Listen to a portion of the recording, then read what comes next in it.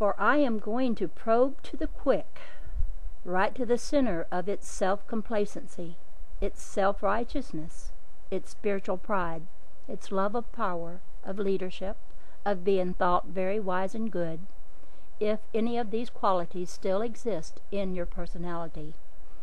But remember, it is not you who are feeling hurt, or who rebel, or grow angry. It is only your personality. For you are really I, your own true self, and I am asking these questions, and I am showing up to you these qualities, insisting that all that stands in the way of my perfect impersonal life expression henceforth can have no place in your life. If you watch carefully and study the thoughts and feelings that come to your mind as you read the questions, you will perhaps discover a phase of your nature you thought was no longer in evidence. But the special mission of this message is to make you fully aware of such phase, and of all phases of your human nature that have not yet come under your true self's dominion. This is an inner teaching, and it is an inner work which you will now be called upon to do, with me, your own higher self, as teacher. If your soul responds, and you fearlessly are willing to accept anything I have to say, and will accept it in true humility and understanding of spirit, know that great spiritual joy awaits you, and many blessings will follow. But if your personality still insists that the I speaking herein is merely some person who considers him or herself divinely ordained, and who has taken an unwarranted liberty in thus obtruding into your private affairs,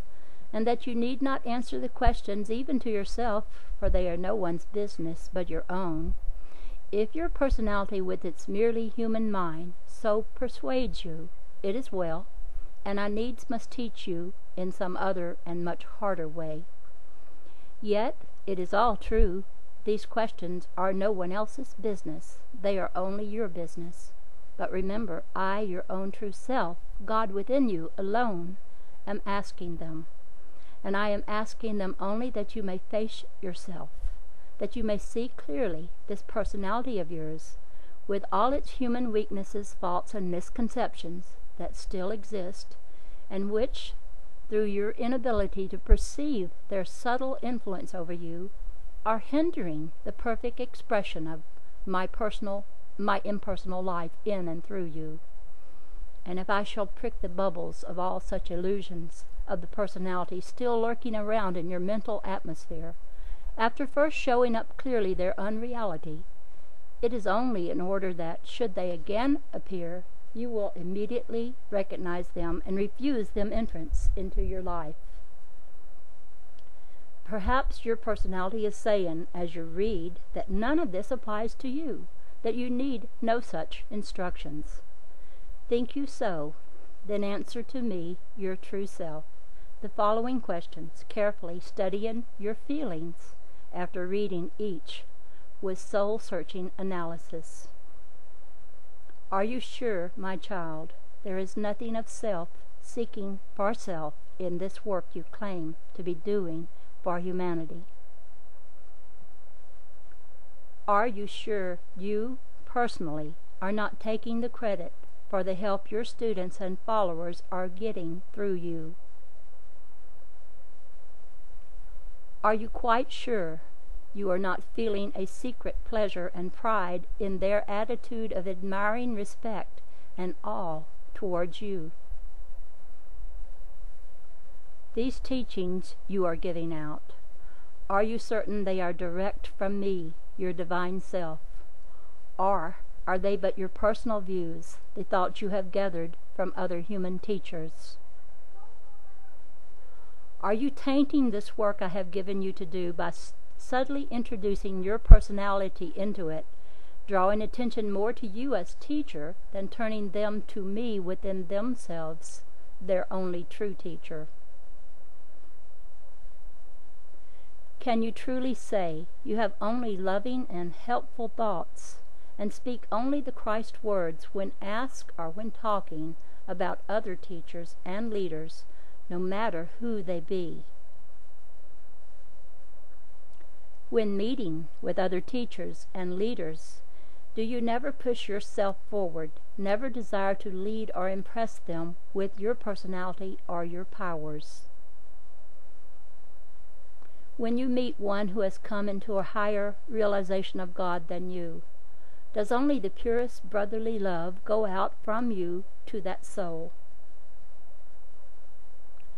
When one of your own pupils, through your aid, awakens to the presence of me within, and quickly attains to an even greater consciousness of my powers than have you, do you sincerely rejoice with great rejoicing, and praise God for his blessing to that one? Are you sure, beloved, you are doing all that you do without thought of reward, caring naught for results, resting only in the consciousness that I am doing it all, and that I am responsible? Do you truly realize that you and your personality are one, that there is no difference, and do you fully understand your own self, and know your identity with God, your divine self?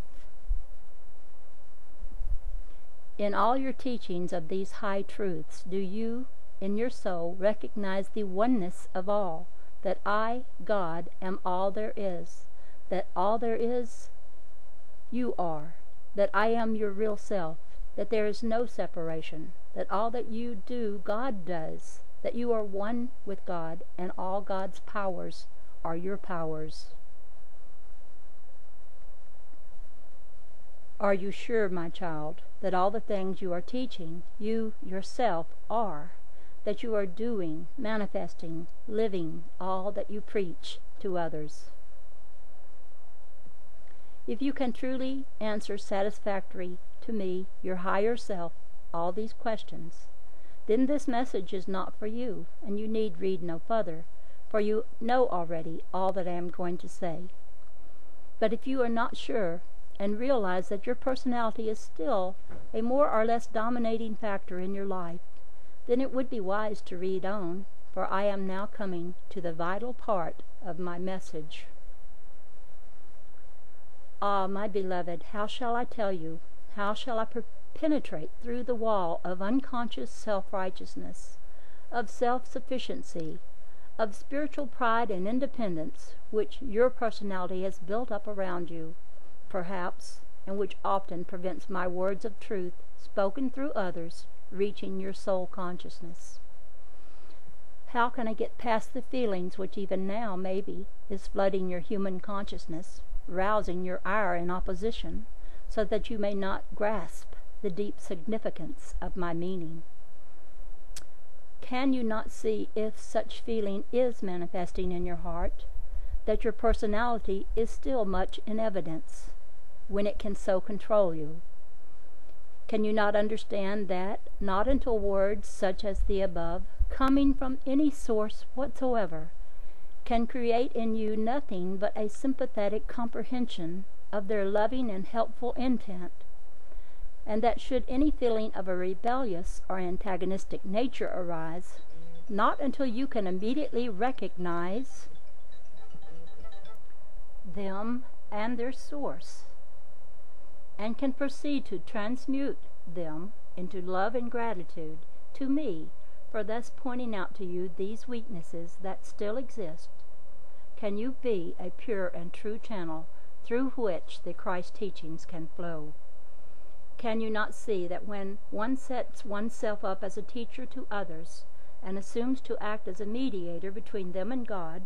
and to interpret for them His will and His meaning, that one takes upon oneself a great responsibility, unless one is resting wholly in the consciousness of God and His love, so that God is able to speak and act through one's human mind and body without let or hindrance of any kind. And it is to enable the sincere and true seeker after God, him who would earnestly strive to abide in Him and to let His consciousness abide in his heart, if he but knew how,